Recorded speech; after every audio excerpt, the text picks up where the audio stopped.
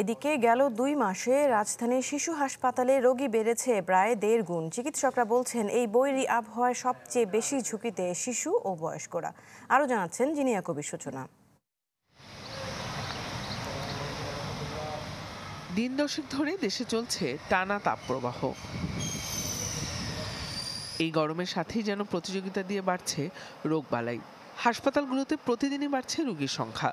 বিশেষ করে এ সময়টাতে আক্রান্ত বেশি হচ্ছে শিশুরা। ওর শ্বাসকষ্টটা হয়, তারপর ওর কাশি, ও খাবারটা দিলেই ও খাইতে পারে না, কাশটা বাড়ে। তো আমরা আজকে ১.৫ মাস ধরে এখানে বাসা ঘর বাড়ি ছাইরা এখানে পড়ে আসছি, কষ্ট না? থাকা খাওয়ার কষ্ট, সব দিক দিয়ে কষ্ট। গরম পড়ে এই যে বেশি শ্বাসকষ্টটা হচ্ছে, শ্বাসকষ্ট বেশি হচ্ছে, আবার জ্বর আসছে, গরমের কারণে জ্বর আসছে। চিকিৎসকরা বলছেন এবছর অধিকাংশ শিশুই হাসপাতালে ভর্তি হচ্ছে নিউমোনিয়ায় আক্রান্ত হয়ে।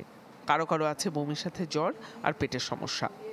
নভেম্বর ডিসেম্বরেও হয়তো প্রতি মাসে আমরা শুধু যদি নিউমোনিয়ার কথা বলি, বিভিন্ন ব্যাকটেরিয়াল ভাইরাল বিভিন্ন নিউমোনিয়া, সেটা হয়তো 350 থেকে 400 ছিল, যেটা গত মাস থেকে আমরা বৃদ্ধি পেয়ে প্লাস 500+ আমরা চিকিৎসা দিচ্ছি। এই মাসের সংখ্যাটা আরও বাড়বে বলে আমাদের মনে হচ্ছে। আর এর পাশাপাশি নিউমোনিয়াটা এবার বেশি, আমার যেটা মনে হচ্ছে ঠান্ডা কাশির জ্বরের যে ইয়েটা বেশি। এ সময়ে অপ্রয়োজনে শিশুদের বাড়ির বাইরে না যাওয়া, সুতি কাপড় পরা এবং বেশি বেশি পানি পান করার পরামর্শ দিচ্ছেন চিকিৎসকরা। ওদের বাইরে এখনও শুষ্ক ওয়েদার, একটু মাস্ক পরে বের হলো, স্কুলে প্রপার পানির বোতল নিয়ে গেল, এক্সট্রা কিছুক্ষণ পরপর পানি খাওয়ানো তাদের অভ্যাস করা যেতে পারে। যে ভিটামিন সি সমৃদ্ধ যে খাবারগুলো, ফলমূল, সেগুলো যদি তারা এই সময় বাবা মারা প্র্যাকটিস করে, তাহলে আমরা মনে করি যে এখান থেকে তারা সুরক্ষা থাকবে।